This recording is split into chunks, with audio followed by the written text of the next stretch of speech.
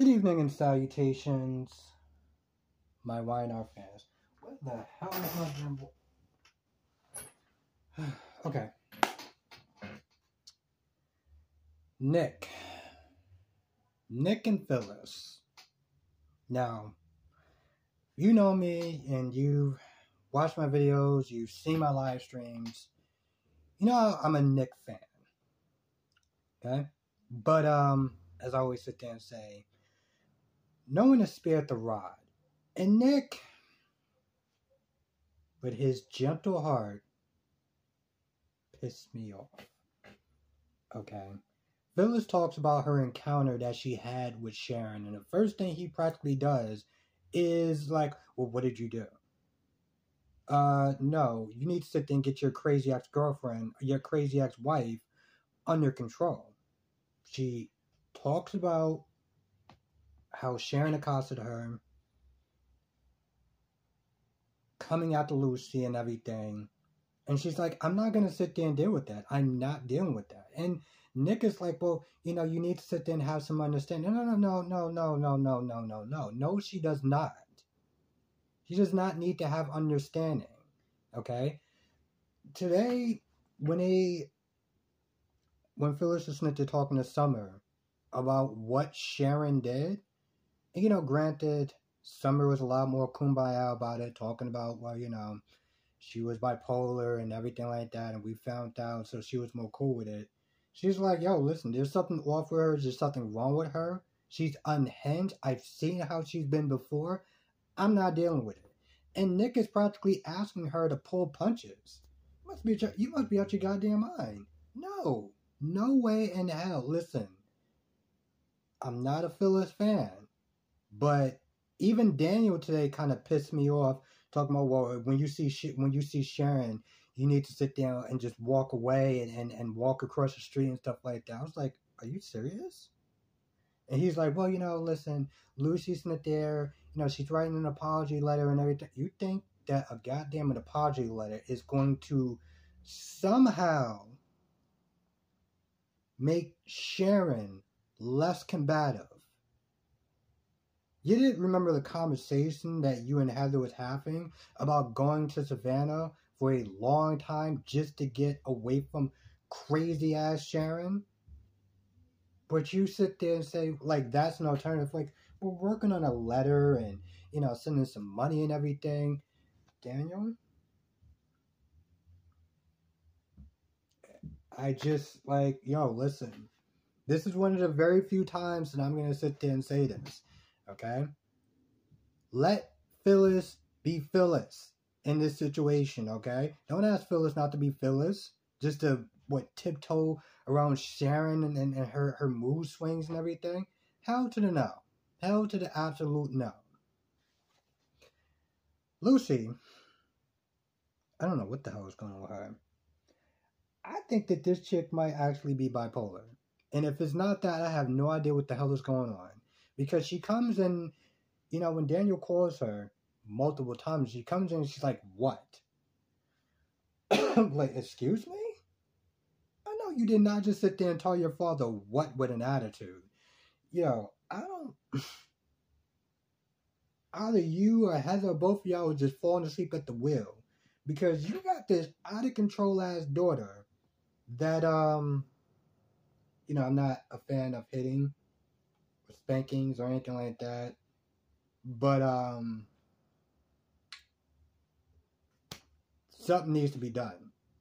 Something needs to be done. Something needs to put the fear of God in this woman, in this little girl, when she sits there and start talking all sorts of... And she was giving him nothing but attitude, right? Because she turned off her phone on airplane mode. Then she left. Then he left to go look for a job and stuff. And, she decides to call Faith. Faith's just like, what do you want? It's like, I need to talk to you. It's very important. She's begging her. And Faith is like, we have nothing to talk about. We already talked. Like, this is the last time I'm going to ask you for a favor. It was really funny because you said that before. You know, before the car accidents that we wound up having. So she gets down there and she starts with her usual self-centeredness of complaining about the punishment that she's getting. and then says that her mom is overreacting, lashing out at her, obsessing about the whole car crash, and sitting there saying, well, yeah, we got into a car crash, but we're fine. Faith was like, yeah, but we could have died though. We could be ghosts right now. Like, what are you talking about? Like, she's looking at her like, you're not taking this seriously, and that's the thing. Lucy's acting like everybody else is overreacting. Then she's not there saying it's not like, we have a real connection. We have a real connection? See, in the beginning, I was a little annoyed with Faith and being like, all right, maybe you're being a little bit too harsh, you're not that special. This is the thing that was like, I stand by that. You're not that special because, let's be honest, Moses broke out with you. So let's not sit there and try to act like you're hot shit or anything. But now I'm like, yeah, I remember I said that. Yeah. And the thing is, she has a lot more restraint than I think anybody else. Because she's like, okay, we already talked about this. We don't have much in common. I don't see us being friends. Like, I told you that in the park. It's like, yeah, I know you told me that, but I was really sad, and I rethought about it, and da-da-da-da-da. I was like, so you just said, F my feelings, I'm gonna do what I want. This is when Faith is like, you need to talk to somebody. You need to talk to a therapist, because this obsessiveness, you lashing on to me, you need to talk to someone. And at that point, Lucy got upset and was like, okay, well, you can leave now. And I know part of Faith was like, oh, thank God. She was like, hey, listen, don't drink or whatever. And she's actually being a much better person than anybody else. So I give Faith a lot of props. Then she talks to Nick, tells her about Faith and just her obsessiveness, finds out that Sharon blasted off on her and everything. And at some point Mariah comes back and Mariah's like, well, talks about the medicine cabinet with Nick, and it's like, she's been taking the medication. I'm like, I don't see how that's possible. It's like, seriously, was it ibuprofen? Because it looked like it was ibuprofen at one point. I could be wrong, but that's what I saw.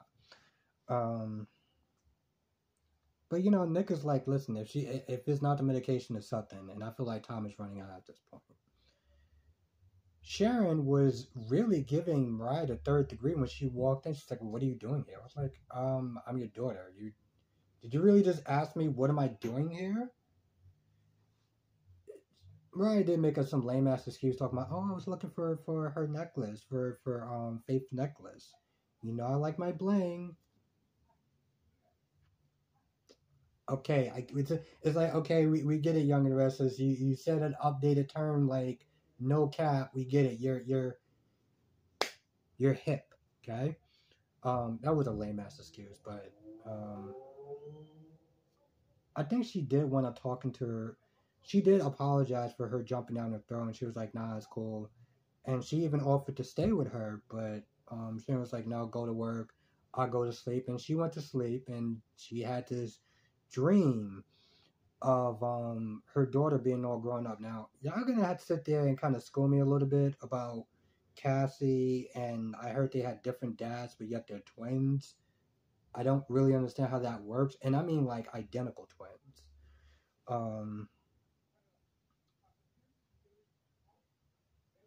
But what the hell else wound up happening? So anyway, in this dream, Cassie's grown up. Nick is in love with her, and apparently Daniel died in a car accident when he was drinking.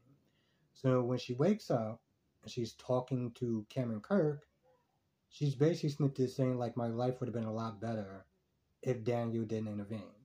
And it makes me think, is she planning on killing Daniel? I don't think that she would be planning on killing Lucy. So it has to be Daniel at this point. Now, again, when Phyllis was with Summer and talking about her interaction with Sharon, her being unhinged. Then she was like, oh, well, she's going after a little girl. I was like, I was on your side up until that point. You need to... Seriously. I'm like, your granddaughter needs some help, okay? And Sharon did make a good comparison. Hey, listen, she's just like you. She likes to bulldoze through other people's feelings. And when she doesn't get what she wants, she likes to sit there and lash on and the hell with everyone else's feelings. So she wasn't wrong. And I get Phyllis' level of love and devotion and everything like that. But, like, boy, your granddaughter's doing too much. Summer did sit there and talk about, good news with the custody case, and it's going a lot better, and she got more time, so she got what she wanted. But then she also talked about how Chance quit his job and Lily got fired. And at some point, maybe Phyllis should probably look for a job. I mean, I know that she probably got back some of her money, but at some point, that's going to start to dry up, and she may need a job. Well, to be fair, Nick is rich, so it's like, does she really need that much of a job? I don't think that Nick is gonna let the mother of his child just kind of just be, on the streets. Just saying.